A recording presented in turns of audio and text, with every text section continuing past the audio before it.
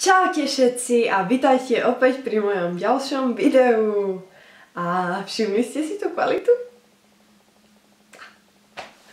Áno, mám nový foťák, z ktorého som hrozne nadšená a teším sa z neho.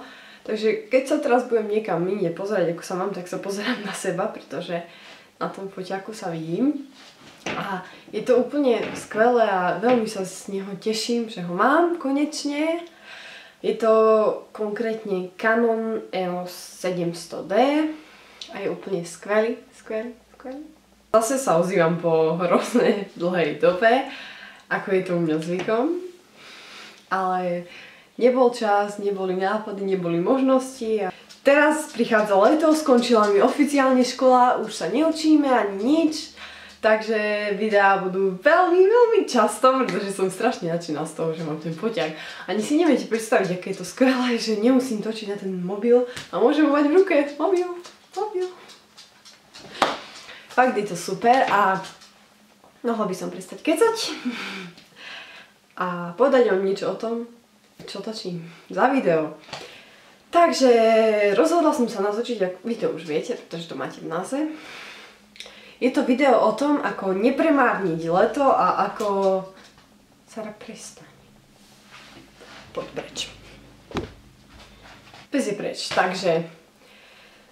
Je to video o tom, ako nepremárniť leto a užiť si ho, a nie len užiť si ho, ale ak aj vy ste takí, že nemáte čo v lete robiť, okrem domácich prác, ktoré vám dajú rodičia, alebo podobne. Ale dobre, je to o oddychu, ale je to aj o tom, že namiesto toho, že budem 2 mesiace sedieť na zadku a nič nerobiť, môžem si nájsť brigádu alebo upratať si dom.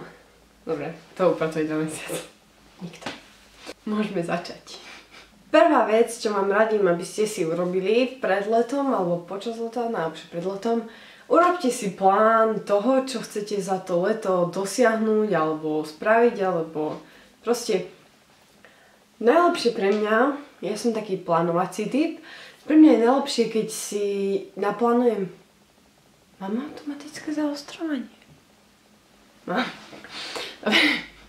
Prepáčte.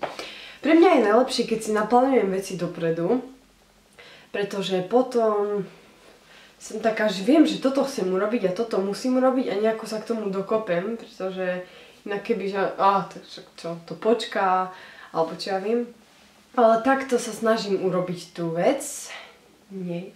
Keď si naplánujem, že na toto leto, že chcem natočiť 50 videí o tomto a o tomto, alebo že chcem si skrátiť kraťase, chcem ušiť niečo, alebo proste to sú moje góly na toto leto.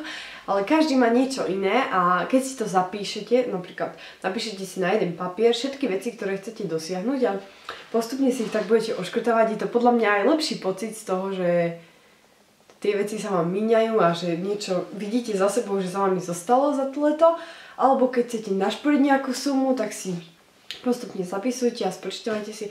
Napríklad ja veľmi rada spočítavam peniaze. Keďže ja mám brigádu, tak zarábam nejaké peniaze a ja vždy si to na konci mesiaca spočítavam, že koľko som zarobila, koľko mám peniazy a potom sa teším z toho a rozmýšľam, čo si kúpim. Sice väčšinou som zadlžená, pretože si najprv tie veci kúpim a potom ich musím splácať, no neviem.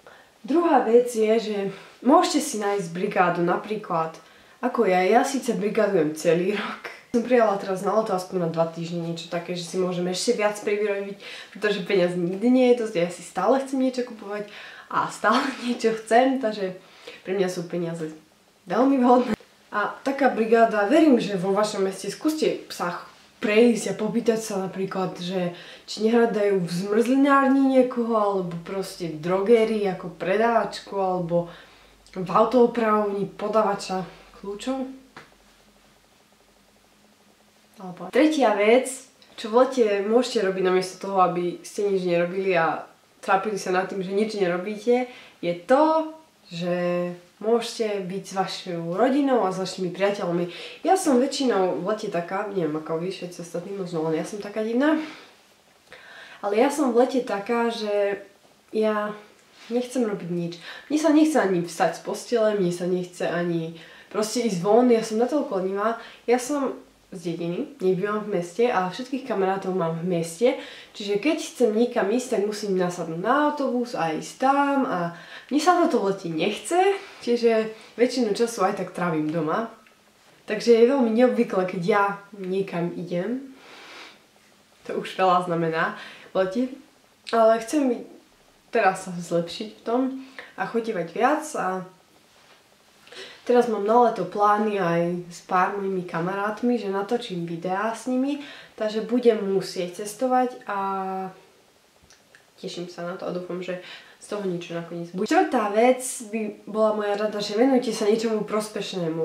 V lete namiesto toho, aby ste sedeli na posteli a jedli a pozerali televíziu, tak môžete napríklad ísť sa korčulovať, môžete sa ísť bicyklovať, môžete sa ísť kúpať, môžete plávať, alebo v lete je toľko možností, že to sa nedá ani vymenovať, proste môžete behať, môžete robiť hocičo, keď je pekné počasie.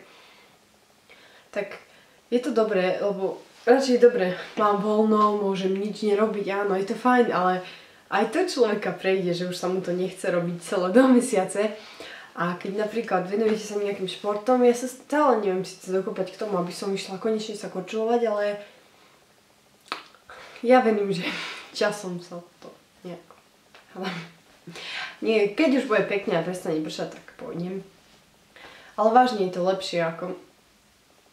Ja si asi spravím plán, že každý druhý deň sa pôjdem korčulovať alebo niečo, aby som zase na to nezabudla, pretože keď mi to má napadnúť z vlastnej iniciatívy, tak nepoviem nikdy. Posledná 5. vec, ktorú určite 100% odporúčam cez leto, je to, aby ste niekam išli, aby ste nesedeli prosím vás doma na zadku.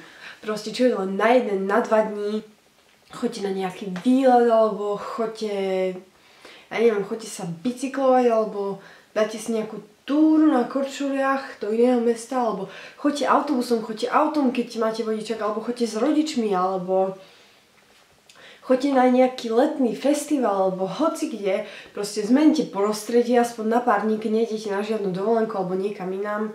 Proste niekam choďte z vlastnej iniciatívy, aj keď to nebude veľmi ďaleko, bude to 10 km od vášho domu, ale budete tam aspoň 2 dní, zmeníte prostredie, možno nových ľudí spoznáte a zistíte, že to je celkom fajn, pretože keby som mala sedieť 2 mesiace doma a nikde sa nepohnúť, tak to by som neprežila.